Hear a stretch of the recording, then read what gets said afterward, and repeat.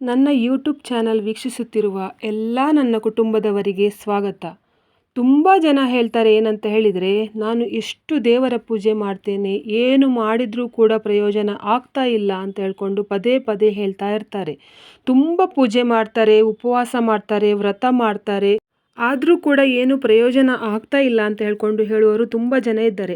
ಆದರೆ ದಯಮಾಡಿ ಆ ಥರ ಹೇಳಲು ಹೋಗಬೇಡಿ ಅಂತ ಹೇಳ್ಕೊಂಡು ನಾನು ಹೇಳ್ತಾ ಇದ್ದೇನೆ. ಯಾಕಂತ ಹೇಳಿದರೆ, ನಮಗೆ ಕಷ್ಟವನ್ನು ದೇವರು ಕೊಡುವುದು ಯಾಕೆ ಅಂತ ಹೇಳಿದರೆ ಪರೀಕ್ಷೆ ಮಾಡಲಿಕ್ಕೋಸ್ಕರ. ಇವಾಗ ಮಕ್ಕಳು ನೋಡಿ, ಯಾವ ರೀತಿ ಎಕ್ಸಾಮ್ ಬರಿಬೇಕಾದ್ರೆ ಎಷ್ಟು ಕಷ್ಟಪಟ್ಟು ಓದಿ ಆಮೇಲೆ ಎಕ್ಸಾಮ್ ಬರೆದು ಆಮೇಲೆ ರಿಸಲ್ಟ್ಗೋಸ್ಕರ ಕಾಯ್ತಾರೆ ನೋಡಿ. ಅದೇ ರೀತಿಯಲ್ಲಿ ದೇವರು ಕೂಡ ಹಾಗೆ ನಮಗೆ ತುಂಬ ಕಷ್ಟ ಕೊಟ್ಟು ಪರೀಕ್ಷೆ ಮಾಡಿ ನೋಡ್ತಾರೆ. ಆ ಪರೀಕ್ಷೆಯಲ್ಲಿ ನಾವು ಪಾಸ್ ಆದರೆ ನಮಗೆ ಖಂಡಿತ ದೇವರ ಅನುಗ್ರಹ ಸಿಗ್ತದೆ ಅಂತ ಹೇಳ್ಕೊಂಡು, ಇವಾಗ ದೇವರು ನಮ್ಮ ಮನೆಯಲ್ಲಿ ನೆಲೆಸಿದ್ದಾನೆ ಅಥವಾ ದೇವರ ಶಕ್ತಿ ನಮ್ಮ ಮನೆಯಲ್ಲಿ ಇದೆ ಅಂತ ಹೇಳ್ಕೊಂಡು ಹೇಳಲು ಕೆಲವೊಂದು ಲಕ್ಷಣಗಳು ನಮಗೆ ಸಿಗ್ತದೆ. ಹಿರಿಯರು ಹೇಳ್ತಾರೆ ಏನಂತ ಹೇಳಿದರೆ, ಮಹಾಲಕ್ಷ್ಮಿ ಮನೆಗೆ ಬರುವಾಗ ಸೂಚನೆಯನ್ನು ಕೊಟ್ಟೇ ಬರ್ತಾಳೆ ಅಂತ ಹೇಳ್ಕೊಂಡು ಹೇಳ್ತಾರೆ. ಆದರೆ ಕೆಲವೊಂದು ಸೂಚನೆ ನಮಗೆ ಗೊತ್ತಿರುವುದಿಲ್ಲ, ಯಾವ ಕಾರಣಕ್ಕೆ ಈ ಥರ ಆಗ್ತಾ ಇದೆ ಅಂತ ಹೇಳ್ಕೊಂಡು. ಆ ಕಾರಣದಿಂದ ನಾವು ಲಕ್ಷ್ಮಿ ದೇವಿ ನಮ್ಮ ಮನೆಗೆ ಬರುವುದನ್ನು ಕೂಡ ನಾವು ತಪ್ಪಿಸಿಕೊಳ್ತಿದ್ದೇವೆ. ಆದ್ದರಿಂದ ನೀವು ಏನು ಮಾಡಿ ಅಂತ ಹೇಳಿದರೆ, ಪ್ರತಿದಿನ ದೇವರ ಮನೆಯಲ್ಲಿ ನೀರನ್ನು ಇಡುವುದನ್ನು ಮರಿಬಾರ್ದು. ನಿಮ್ಮ ಮನೆಯಲ್ಲಿ ದೇವರ ಕೋಣೆ ಇರಲಿ ಅಥವಾ ಯಾವುದಾದರೂ ಒಂದು ಜಾಗದಲ್ಲಿ ದೇವರನ್ನು ಇಟ್ಟಿರ್ತಾರಲ್ಲ, ಆ ಜಾಗದಲ್ಲಿ ದಯವಿಟ್ಟು ಒಂದು ತಂಬಿಗೆ ಅಥವಾ ಒಂದು ಚಿಕ್ಕ ಲೋಟದಲ್ಲಾದರೂ ಪ್ರತಿದಿನ ನೀರನ್ನು ಇಡಬೇಕು. ಇವಾಗ ದೇವರು ನಮಗೆ, ಮಹಾಲಕ್ಷ್ಮಿ ನಮ್ಮ ಮನೆಗೆ ಬರುವಾಗ ಸೂಚನೆ ಕೊಡ್ತಾಳೆ ಅಂತ ಹೇಳ್ಕೊಂಡು ಹೇಳಿದೆ. ಅದು ಯಾವುದು ಸೂಚನೆ ಅಂತ ಹೇಳಿದರೆ, ಇವಾಗ ನಾವು ಹಾಲನ್ನು ಇಟ್ಟಿರ್ತೇವೆ ಗ್ಯಾಸ್ ಮೇಲೆ ಆಗಲಿ ಅಥವಾ ಒಲೆಯ ಮೇಲೆ ಹಾಲನ್ನು ಇಟ್ಟಿರ್ತೇವೆ. ಹಾಲು ಉಕ್ಕಿ ಹೋದರೆ ಅದು ಶುಭ ಸೂಚನೆ ಆಯಿತಾ. ಹಾಲು ಉಕ್ಕಿ ಹೋದರೆ ಶುಭ ಸೂಚನೆ. ಆದರೆ ಆ ಹಾಲು ಉಕ್ಕಿ ಹೋಗುವಾಗ ಉಂಟಲ್ಲ, ಬೆಂಕಿ ಉಂಟಲ್ಲ, ನೀವು ಅಂದರೆ ಗ್ಯಾಸಲ್ಲಿ ಇಟ್ಟಿರುವಾಗ ಹಾಲು ಉಕ್ಕಿ ಹೋಗುವಾಗ ಬೆಂಕಿ ನಂದಿ ಹೋಗಬಾರ್ದು, ಮತ್ತು ಸೀದ ವಾಸನೆ ಕೂಡ ಬರಬಾರ್ದು. ಈ ಥರ ಆದರೆ ನಿಮಗೆ ಅದು ಕೆಟ್ಟ ಸೂಚನೆಯನ್ನು ನೀಡ್ತದೆ.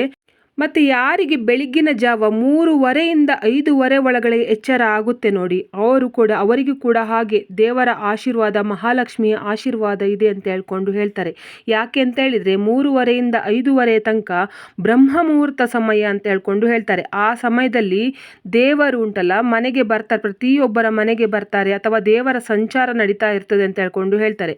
ಆ ಸಮಯದಲ್ಲಿ ನಿಮಗೆ ಒಂದು ವೇಳೆ ಎಚ್ಚರ ಆದರೆ 3:30 5:30 ಒಳಗೆ ಎಚ್ಚರ ಆದರೆ ಪುನಃ ಮಲಗಲಿಕ್ಕೆ ಹೋಗಬೇಡಿ. ನೀವು ಏನು ಮಾಡಬೇಕು ಅಂತ ಹೇಳಿದರೆ, ಆ ಸಮಯದಲ್ಲಿ ನಿಮಗೆ ಎಚ್ಚರ ಆದರೆ ನೀವೇನು ಮಾಡಬೇಕು ಅಂತ ಹೇಳಿದರೆ, ಆಗ ಕೂಡಲೇ ತಲೆ ಸ್ನಾನ ಅಥವಾ ಮೈ ಸ್ನಾನ ಮಾಡಿ ಒಂದು ದೇವರಿಗೆ ಒಂದು ದೀಪ ಹಚ್ಚಿ, ಮತ್ತು ಪುನಃ ನಿಮಗೆ ಯಾವುದು ಕೆಲಸ ಉಂಟು ನೋಡಿ ಆ ಕೆಲಸವನ್ನು ಮಾಡಿಕೊಂಡು ಹೋಗಿಬಿಟ್ರೆ ಪುನಃ ಮಲಗಲಿಕ್ಕೆ ಹೋಗಬೇಡಿ. ನಿಮಗೆ ದೇವರೇ ಒಂದು ಸೂಚನೆ ಕೊಡ್ತಾ ಇದ್ದಾರೆ ಅಂತ ಹೇಳ್ಕೊಂಡು ಅರ್ಥ. ನಿಮಗೆ ಅಷ್ಟು ಹೊತ್ತಿಗೆ ಎಚ್ಚರ ಆಗ್ತಾ ಇದೆ ಅಂತ ಹೇಳ್ಕೊಂಡು. ಆದರೆ ನೀವು ಗೊತ್ತಿದ್ದು ನಿಮಗೆ ಎಚ್ಚರ ಆದರೂ ಕೂಡ ಪುನಃ ಹೋಗಿ ಮಲಗ್ತೀರಾ ಅಂತ ಹೇಳ್ಕೊಂಡು, ಮಹಾಲಕ್ಷ್ಮಿ ನಿಮಗೆ ಬರ್ತಾರೆ ಅಂತ ಹೇಳ್ಕೊಂಡು ಆದರೂ ಕೂಡ ನೀವು ಅದನ್ನು ನೆಗ್ಲೆಕ್ಟ್ ಮಾಡಿದ್ದೀರ ಅಂತ ಹೇಳ್ಕೊಂಡು ಅರ್ಥ. ಆದ ಕಾರಣಕ್ಕೆ ಇನ್ನು ಮುಂದೆ ಉಂಟಲ್ಲ, ಬ್ರಹ್ಮ ಮುಹೂರ್ತದ ಸಮಯದಲ್ಲಿ ನಿಮಗೆ ಎಚ್ಚರ ಆದರೆ ದಯವಿಟ್ಟು ಪುನಃ ನಿದ್ದೆ ಮಾಡಲಿಕ್ಕೆ ಹೋಗಬೇಡಿ. ಮೂರನೇದು ಏನಂತ ಹೇಳಿದರೆ, ನೀವು ಮನೆಯಲ್ಲಿ ದೇವರಿಗೆ ದೀಪ ಹಚ್ತೀರಾ, ಆ ದೀಪ ಉಂಟಲ್ಲ ಪ್ರತಿದಿನ ಶಾಂತವಾಗಿ ಬೆಳಗ್ತಾ ಇದ್ದಾರೆ ಅಂತ ಹೇಳಿದರೆ ಅದು ಕೂಡ ಶುಭ ಸೂಚನೆ ಅಂತ ಹೇಳ್ಕೊಂಡು ಹೇಳ್ತಾರೆ.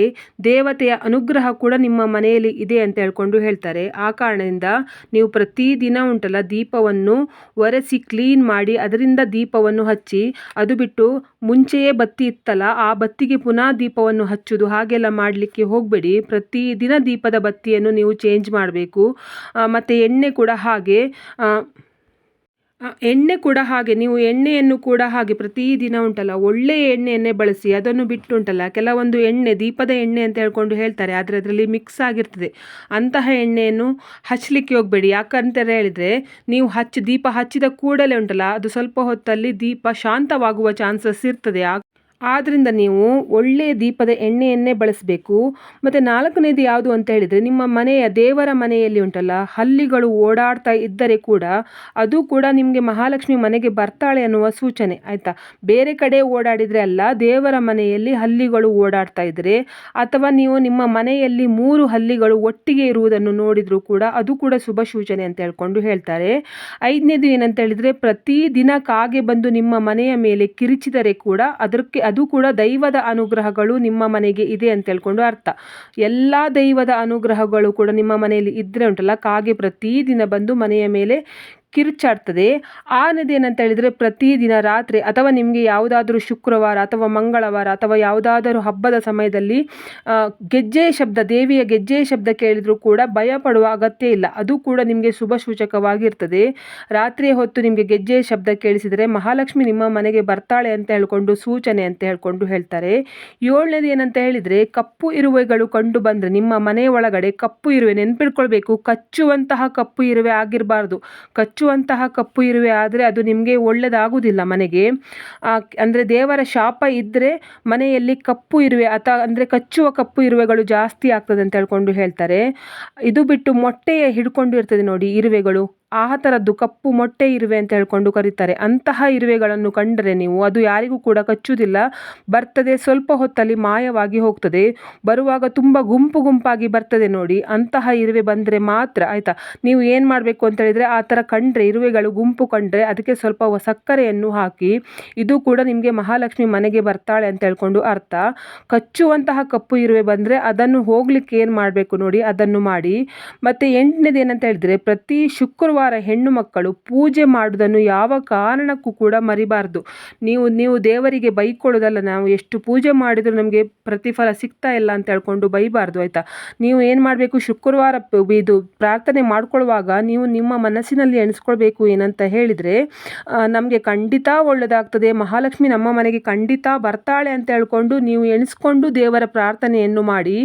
ಆವಾಗ ನಿಮ್ಮ ಪ್ರಾರ್ಥನೆ ಒಂದಲ್ಲ ಒಂದು ದಿನ ಮಹಾಲಕ್ಷ್ಮಿಗೆ ಕೇಳಿ ಖಂಡಿತ ನಿಮ್ಮ ಮನೆಗೆ ಒಳ್ಳೆಯದಾಗ್ತದೆ.